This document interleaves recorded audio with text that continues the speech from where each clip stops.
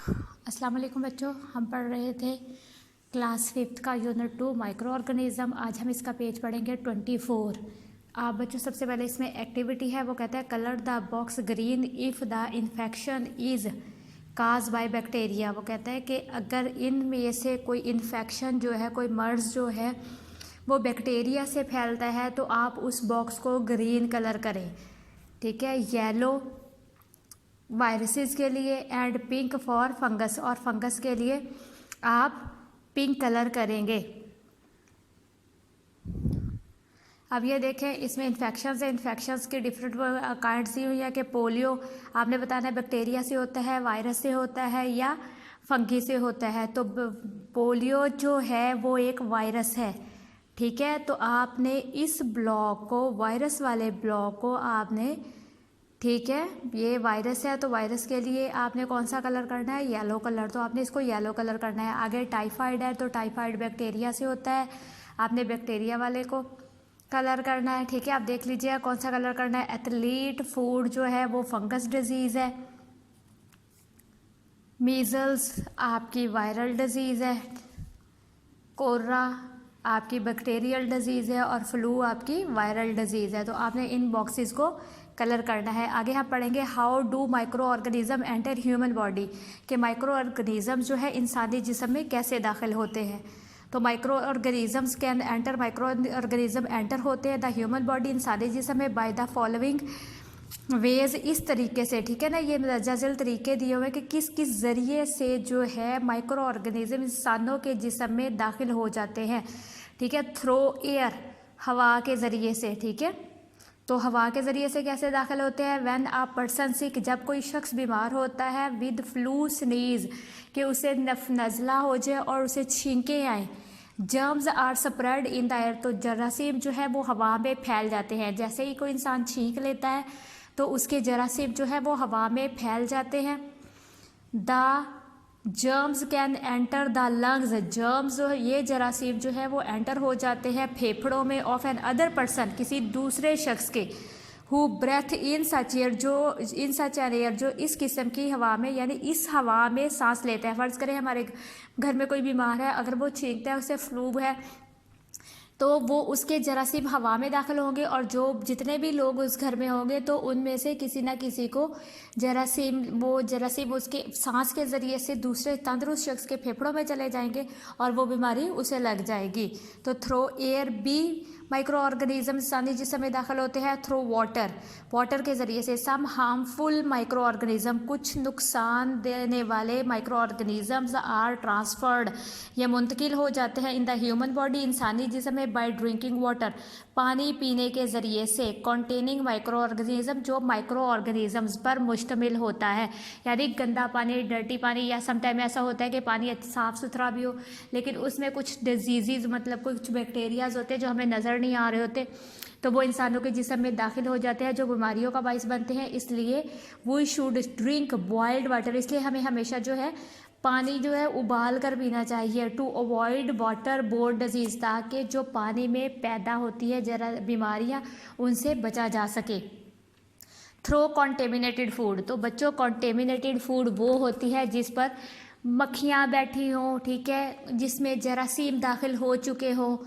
फर्ज़ करें आप बाहर बाज़ार से, रेडियो से जो चीज़ें लेकर खाते हैं वो कॉन्टेमिनेटेड होती है, उनमें डस्ट, ठीक है, मुख्तलिफ़ किस्म के बैक्टीरिया, इस तरह की चीज़ें पैदा हो जाती हैं, तो इस वजह से उसको कॉन्टेमिनेटेड फूड कहते हैं। तो contaminated foods contain harmful micro organisms, contaminated food जो होती है ये नुकसानदेह माइक्रो ऑर्गेनिजम्स पर मुश्तमिल होती है। Micro organism enter the body of a person, ये ऑर्गेनिजम्स जो हैं इंसानों के जिस्म में दाखिल हो जाते हैं। हु ईट्स कॉन्टेमिनेटेड फूड, जो कॉन्टेमिनेटेड फूड खाते हैं, यानी बाहर से हम समोसे पकौड़े वगैरह लेकर खा लेते हैं तो वो कॉन्टेमिनेटेड होते हैं, उनमें जरासीम एंटर हो चुके होते हैं, तो वो इंसानों के जिस्म में जब दाखिल होते हैं, अगर किसी का इम्यूनिटी सिस्टम कमज़ोर होता है तो वो उसको बीमार कर देते हैं। थ्रो एनिमल्स, अब एनिमल्स के ज़रिए से इंसानों के जिस्म में किस तरह से माइक्रो ऑर्गेनिजम्स दाखिल होते हैं वो हम पढ़ते हैं।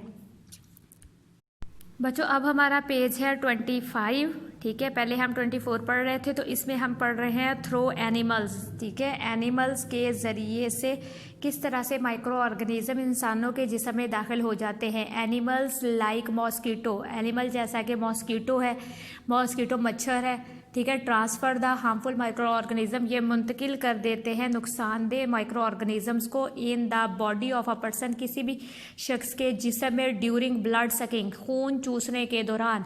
यानी मॉस्कीटो जब आपके जिस्म पर आकर बैठता है, तो जब आपका मतलब किसी भी इंसान का खून चूसता है तो वो अपने जरासीम इंसान के जिस्म में दाखिल कर देता है। इस तरह से माइक्रो ऑर्गेनिजम्स जो है एनिमल्स के ज़रिए से इंसानों के जिस्म में दाखिल हो जाते हैं। Through cut on the skin, अगर कट लग जाए जिल्द पर, स्क्रैचेस और कट्स दोनों का एक ही मतलब है कि अगर कट लग जाए ऑन द स्किन जिल्द पर, आल्सो प्रोवाइड एंट्री, तो ये मुहैया कर देते हैं दाखिले का पॉइंट फॉर जम्स, तो जरासीमों के लिए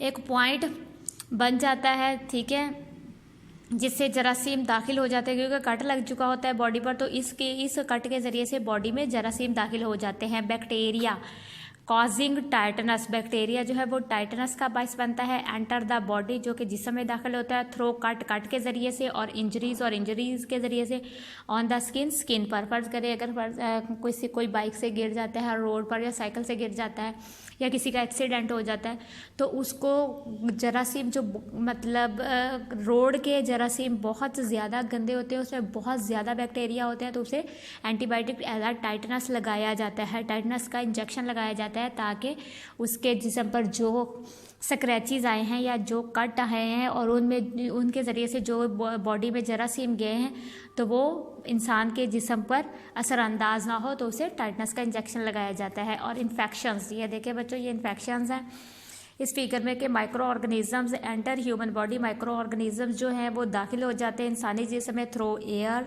contaminated food, water, insect bite, insect मतलब छोटे छोटे कोई भी कीड़ा है जिसके काटने की वजह से, एंड काज इन्फेक्शन, ये सारे जो हैं बीमारियों का बाइस बनते हैं, वबाई बीमारियों का बाइस बनते हैं। तो आगे हमारा जो है टॉपिक है बच्चों, अगला हमारा टॉपिक है वेज टू अवॉइड इन्फेक्शन। ठीक है, के वेज तरीके टू अवॉइड इन्फेक्शन से, बीमारियों से बचने के तरीके।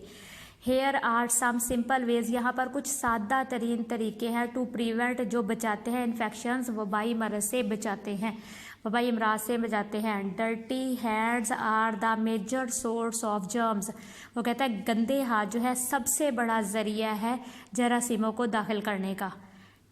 वॉश योर हैंड्स, अपने हाथ धोएं, फ्रीक्वेंटली, फौरी तौर पर, स्पेशली ख़ास तौर पर, बिफोर ईटिंग, खाना खाने से पहले, and after using the toilet, और टॉयलेट को यूज़ करने के बाद।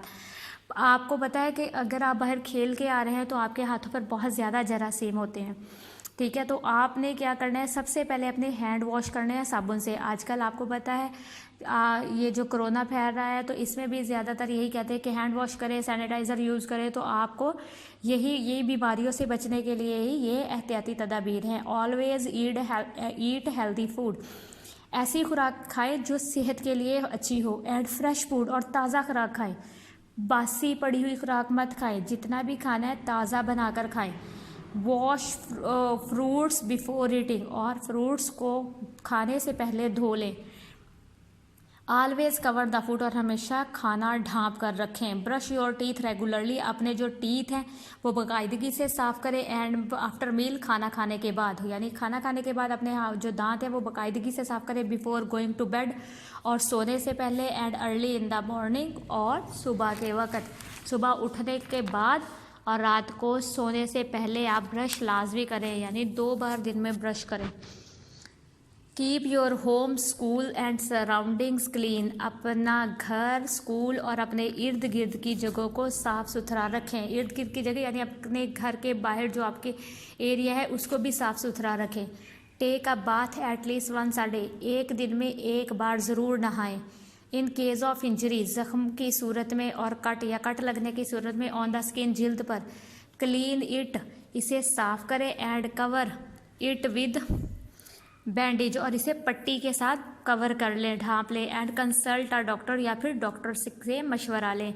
कट योर नेल्स रेगुलरली और अपने हाथों को अपने नाखूनों को बाकायदगी से कट करें। लंबे नेल भी बीमारियों का बाइस बनते हैं, क्योंकि नेल्स में फिर क्या है, डस्ट वगैरह फंस जाती है, जिसकी वजह से आप जो चीज़ फिर खाते हैं और क्योंकि फिंगर्स आपके मुंह में जाती हैं तो इससे आपको जरासीम लग जाते हैं। उसके बाद आपका छोटा सा एक है science technology society and environment है कि एंटीबायोटिक्स आर प्रोड्यूस्ड, एंटीबायोटिक को प्रोड्यूस किया जाता है फ्रॉम माइक्रो ऑर्गेनिज्म से, grown in a large container having a liquid. ये जो है फंगी से, ठीक है, वो कहता है एंटीबायोटिक्स जो है ये प्रोड्यूस की जाती है माइक्रो ऑर्गेनिज्म यानी फंगस से एंटीबायोटिक पैदा की जाती हैं और ये बहुत बड़े बड़े कंटेनर्स में बनाई जाती हैं जिनमें लिक्विड होता है, पानी की फॉर्म होती है, ठीक है, आपको पहले ही पता है। फंगस को लिक्विड फॉर्म में बनाया जाता है, फिर उससे मेडिसिन बनाई जाती है। एंटीबायोटिक आर एक्सट्रैक्टेड, फिर एंटीबायोटिक को एक्सट्रैक्ट निकाल लिया जाता है, प्योरीफाइड कर लिया जाता है एंड पैक्ड फॉर यूज़, और फिर इनको पैक कर दिया जाता है इस्तेमाल के लिए। Antibiotics are the medicine, antibiotics जो है वो मेडिसन है यूज्ड टू किल, जो कि यूज़ किया जाता है मारने के लिए, and control the growth of bacteria, bacteria की ग्रोथ को ख़त्म करने के लिए एंटीबायोटिक को यूज़ किया जाता है। विच काज डिजीज़, जो बीमारियों का बाइस बनते हैं, यानी ऐसे बैक्टीरिया जो बीमारियों का बाइस बनते हैं, सिर्फ उन्हीं को मारने के लिए जो है एंटीबायोटिक मेडिसिन को यूज़ किया जाता है। इन ह्यूमंस, इंसानों में, एंड एनिमल्स और जानवरों में। वायरल इन्फेक्शंस, ये जो सांस के ज़रिए से, हवा के ज़रिए से जो इन्फेक्शंस फैलते हैं, आर प्रिवेंटेड बाय वैक्सीनेशन, इनसे भी बचा जा सकता है बाय वैक्सीनेशन, इंजेक्शन लगाने से, वैक्सीनेशन करवाने से। इफ़ वी गेट वैक्सीनेटेड, अगर हम वैक्सीनेट हासिल कर लेते हैं अगेंस्ट अ डिजीज़, बीमारी के ख़िलाफ़, it make our body safe, तो ये हमारे जिस्म को सेफ कर देती है फ्रॉम दैट डिजीज़, के हमें फिर वो बीमारी नहीं लगती। अगर हम वैक्सीनेशन करवा लेते हैं तो हमें वो बीमारी नहीं लगती। फ़र्ज़ करें आजकल कोरोना है तो उसके लिए वो क्या कहते हैं कि अगर किसी को नहीं भी है तो वो भी टैबलेट्स खा ले, वैक्सीनेशन करवा ले, ताकि वो इस बीमारी से बच सके। उसका इम्यूनिटी सिस्टम, जो क़ुव्वत मुदाफ़त होती है बीमारियों से लड़ने की, वो तेज़ हो जाती है। तो आज के लिए बच्चों आपका ये लेक्चर है, आज का ये यूनिट भी आपका कंप्लीट हो गया, ठीक है। माइक्रो ऑर्गेनिज़म्स, आगे हम इसका बुक वर्क करेंगे, ठीक है। और अपना बहुत सारा ख्याल रखिएगा, अच्छे से याद कीजिएगा, वर्ड मीनिंग लिख लिया करें। अगर किसी चीज़ की समझ ना आए तो मुझे बताया करें। अगर आपको मेरा लेक्चर बहुत अच्छा लगे तो ज़रूर लाइक करें, कमेंट करें, शेयर करें। अल्लाह हाफिज़।